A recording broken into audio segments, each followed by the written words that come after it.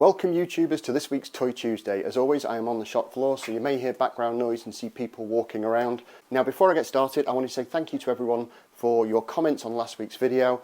I'm glad you enjoyed it. Thank you for watching it. Welcome new subscribers to the channel. Today we're going to do a really cool toy, but first I need to rectify something from last week's video about the detective special. I forgot that the door wasn't open. I had one question last week, which was, does the gun light up? And no, it doesn't, unfortunately, because this is a solid cast piece of resin. These LEDs are basically fakes, they're just to glue on for effect. But you can get a fully working version of the blaster from Toytuseday with LEDs that light up and bullets that you can put in and all sorts of cool features. I'm sorry about that little mistake, but for now we're going to get on with this week's Toy Tuesday, which is something really cool. For this week's Toy Tuesday, we're going to look at one of the greatest TV and film cars of all time. Of course, I'm only joking. The greatest TV and film car of all time is the Aston Martin DB5, and this is the new No Time to Die version. I've also got the Aston Martin V8 as well, which is very cool. So what we're going to do now is take a much closer look at these two rather special, rather epic models. So with that in mind, I can absolutely guarantee this week's Toy Tuesday will be a full and comprehensive review. This is me from the future just interrupting. It's stupid o'clock in the morning and I'm editing the video, so I wanted to let you know it may not be a full and comprehensive review of these toys, but it is quite good. So if I've missed anything out, please leave it in the comments section below. Let's get back to normal service now though. Of the very epic toys from the incredibly inappropriate named James Bond film, No Time to Die.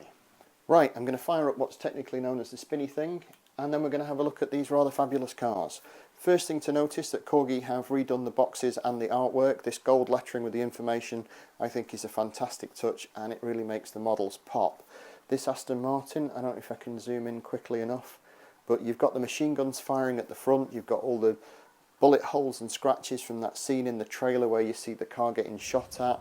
It's obviously been in some kind of car chase, and it's going to get destroyed again as it did in Skyfall, which is a shame, and that's possibly why he is driving the Aston Martin V8. Now, George Lazenby drove the predecessor to this car, the DBS, in On Her Majesty's Secret Service. The V8 that's coming round in a second actually has the registration of the car from the Timothy Dalton film. I'm not going to say License to Kill, it's the Living Daylights. I keep getting that wrong, but yeah, it's the Living Daylights. It starts off the film as a convertible, then gets winterized by Q Branch, which means he put a lid on it, basically because it was going to get shot at in the film, and that's when they added the outrigger skis and stuff like that. Also to note, the reason they did that, they started with a convertible and ended up with a normal car, it was a very late decision to use an Aston Martin again in a James Bond film, because previously Roger Moore had the Lotus experience, which again is one of my favourite Bond cars, but they went to Aston Martin again to use them in the Timothy Dalton films, and there was an 18-month waiting list for new cars.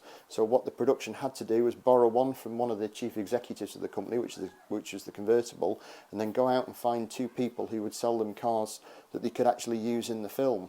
It sounds like the shop's getting a little bit busy, so I'm going to zoom out and I will resume filming shortly. If you had any toys like this as a kid and want to share your stories of them, please leave them in the comments section below.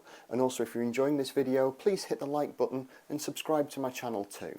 Right, let's have a quick look at some of the other versions of the DB5. Got a few bits over here. And I'm going to bring it up to the camera and spin it around a bit just to show you. Those are the guns at the front. Now, according to this, the DB5 features brand new Italian registration plates and a pair of miniguns behind the front headlights. Useful aids for 007 as he finds himself in a raging car chase through the streets of southern Italy. The classic car is never far away from the inevitable action that follows James Bond wherever he goes. So that's why this car gets smashed up again in the film. Now, I think this model is a remake of this one, which is the Casino Royale car from 2006 with the Bond figure in it. Now, they have put the ejector roof on the top and the doors don't open on this one, but those models are almost identical. Now, this model is a remake of this one, which is the last incarnation that Corgi had of the DB5 with all the bells and whistles firing, and they used that casting so much that it was pretty much knackered and the detail wasn't very good on the car. So, like I say, for Casino Royale, they decided to remake the DB5 because it didn't have all the working parts on it. Now what Corgi are going to do is re-release their, come on brain, yeah, re-release number 261, which is the classic 1965 Corgi, which was made for the film no it wasn't, which was made for the film Thunderball, not Goldfinger as everybody thinks, even though it was in gold. What they're going to do, I think, is reissue this model, which was done for the 50th anniversary of Goldfinger, which they made with this rather snazzy box that does that, with a certificate in it. I've been super clumsy today. And then reissued it like this. This has the revolving number plates, the ejector seat, the bits that pop up, the guns and things at the front. But what they're going to do is reissue it in the 1960s packaging. And if I can find the photograph, I will put it in here, because I took a spy photo of the model at a trade show in prototype form, and they got very cross with me, and I had to leave the stand. And as I did leave the stand, I knocked everything over and broke a lot of toys with my coat. So I wasn't very popular at Corgi that day, but we're all friends now.